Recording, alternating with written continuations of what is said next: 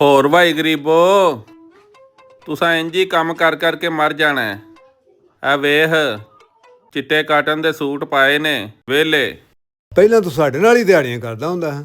ਇਹ ਜਦੋਂ ਦਾ ਤੇਰਾ ਵਿਆਹ ਹੋਇਆ ਚਿੱਟਾ ਸੂਟ ਪਾ ਕੇ ਫਿਰ ਛੱਡਣਾ, ਇਹ ਕੀ ਗੱਲ ਏ? ਓਏ ਕੰਮ ਤੇ ਤੁਸੀਂ ਵੀ ਕਰ ਸਕਦੇ ਹੋ, ਪਰ ਤੁਸਾਂ ਕਰਨਾ ਨਹੀਂ। ਇਹਦੇ ਕੰਮ ਹੀ ਬੜਾ ਆਸਾਨ ਹੈ, ਮੌਜਾਂ। ਉਹ ਕਿਹੜਾ ਕੰਮ ਹੈ ਯਾਰ, ਦੱਸ ਤੇ ਸਹੀ। ਉਹ ਨਹੀਂ, ਇਹ ਤੇਰੇ ਵੱਸ ਦਾ ਕੰਮ ਨਹੀਂ ਆਇਆ ਏ। ਉਹ ਨਹੀਂ ਯਾਰ, ਅੱਲਾ ਦੇ ਬੰਦਿਆ ਦੱਸ ਤੇ ਸਹੀ। ਉਹ ਭਾਈ, ਮੇਰਾ ਜਿੱਦਣ ਦਾ ਵਿਆਹ ਹੋਇਆ ਨਾ, ਮੈਂ ਤੇ ਰਹਿ ਪਿਆ ਘਰ ਜੁਆਈ। ਸੱਸ ਨੂੰ ਅੰਮੀ ਆਖੀਦਾ ਈ ਤੇ ਸਹੁਰੇ ਨੂੰ ਅੱਬੂ, ਠੀਕ ਏ। ਤੇ ਸਵੇਰੇ ਉੱਠ ਕੇ ਭਾਂਡੇ ਧੋਈਦੇ ਨੇ, ਘਰ ਦੀ ਸਫਾਈ ਕਰੀਦੀ ਏ, ਤੇ ਆਪਣਾ ਨਹਾਈ ਧੋਈਦਾ, ਸੋਹਣਾ ਚਿੱਟਾ ਸੂਟ ਪਾਈਦਾ। ਬਸ ਕੰਮ ਇੰਨਾ ਕੋਈ ਏ, ਥੋੜੀ ਜਿਹੀ ਬਿਸਤੀ ਕਰਾਣੀ ਪੈਂਦੀ ਏ। ਉੱਥੇ ਰਹਿ ਕੇ ਤੇ ਮੌਜਾਂ ਸਾਰੀ ਦਿਹਾੜੀ, ਤੇ ਚਿੱਟਾ ਕਾਟਨ ਦਾ ਸੂਟ ਪਾ ਕੇ।